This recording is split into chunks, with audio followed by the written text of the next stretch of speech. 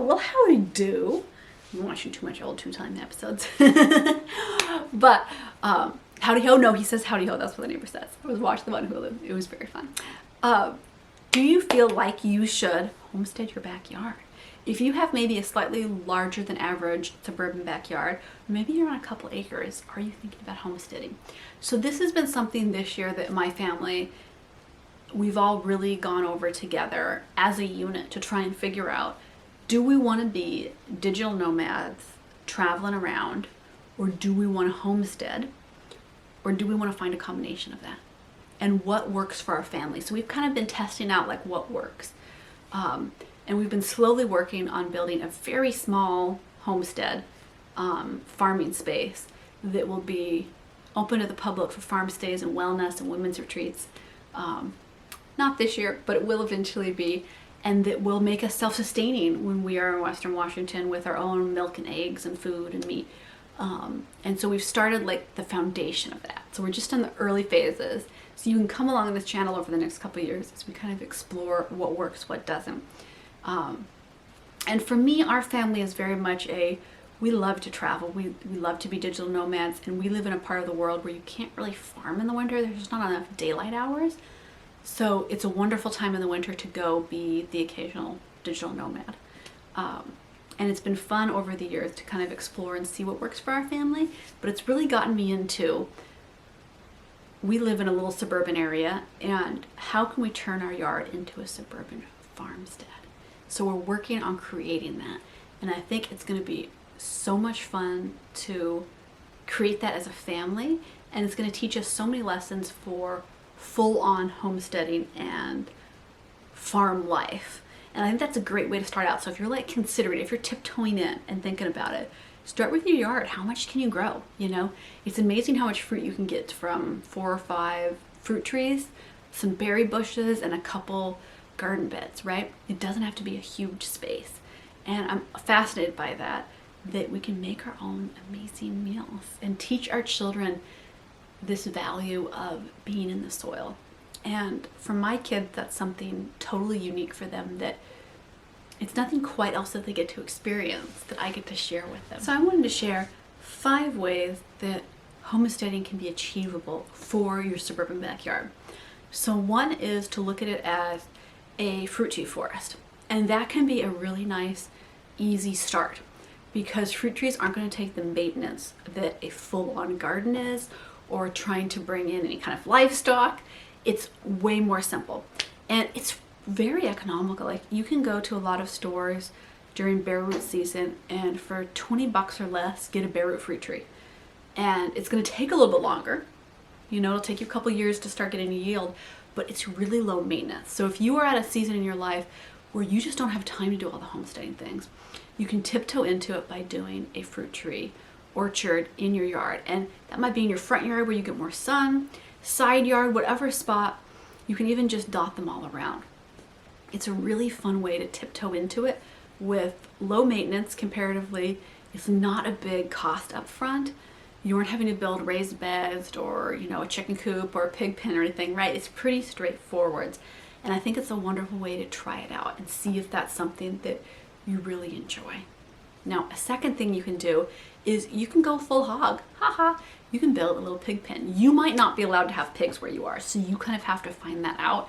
You know, there's urban, suburban, there's kind of rural, suburban, there's being out in the country. There's all sorts of phases of where houses are built now with small yards, or maybe you have a bigger yard. So think about that. Pigs can be a wonderful source of meat.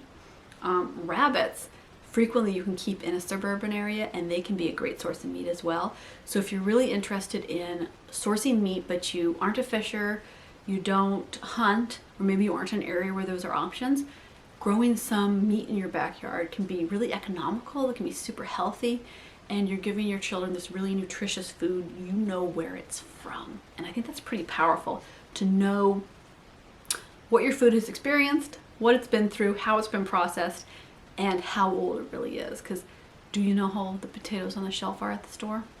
No, probably not. You know, do you know what the chicken in the store was fed? We don't really know, right? And I buy it from the grocery store, but it's increasingly I've been thinking about, like, oh, what are some low maintenance options for me? Because I'm definitely in a season where I'm really busy. You know, I run a business full time. I'm raising my 2 kiddos. It is a lot to do. And so I've been thinking of, you know, what are lazy homesteading hacks, right? What are the guide to the lazy homesteader, right? That's kind of my guide that I'm writing for myself. And these are all ways you can do it. A third thing you can do is you can do a vegetable garden that has a soaking irrigation system. So you get juice bottles, soda bottles, you keep the cap on, drill a hole in the bottom, fill it up, and let it slowly soak out. So it waters your plants for you without having to install drip irrigation. You aren't there having to water constantly if you're in a hot climate. That can save you a ton of time because all you're doing is just planting your veggies, letting them go, and they're getting watered. You refill the water containers every so often, depending on heat and evaporation and how much water your plants are going to need. But that's really nice.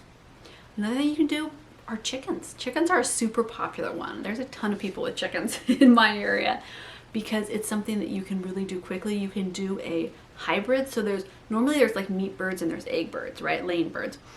And you can get birds that'll do both relatively well, not as amazingly as each one, but that way when your chickens are through with their laying season of their life, you can butcher them and have chicken meat. And so they aren't a super time consuming animal except for when they're little chicks. So you can totally do that as a simple approach to try out for good multiple sources of protein. And that can be a really nice thing to have. Another thing you can do, and I love this, is to do hydroponics. So maybe you live somewhere with a really short growing season. You have a tiny patio for a yard. Little indoor hydroponics, you can grow fresh herbs. You can grow tomatoes depending on how long of a sunny summer you're going to get by a window. You can grow all sorts of really delicious little things in hydroponics. Now, you can't grow an entire farm that's going to be self-sustaining, you know, in your little backyard of your apartment, right?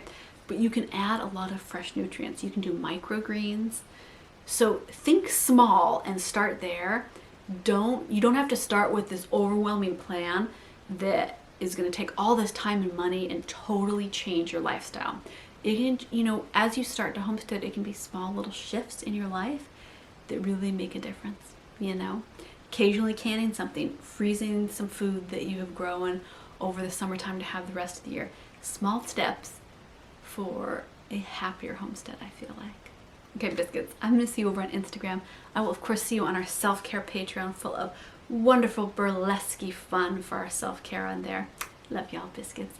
I hope that your journey on homesteading, wherever you're at, is you're having fun as a family together. That's something I've tried to remind myself is what does it mean to homestead and how hardcore into it do we have to be? Maybe it can just be a nice thing that we test out and start and play with a little bit. I'm going to see you in the next video.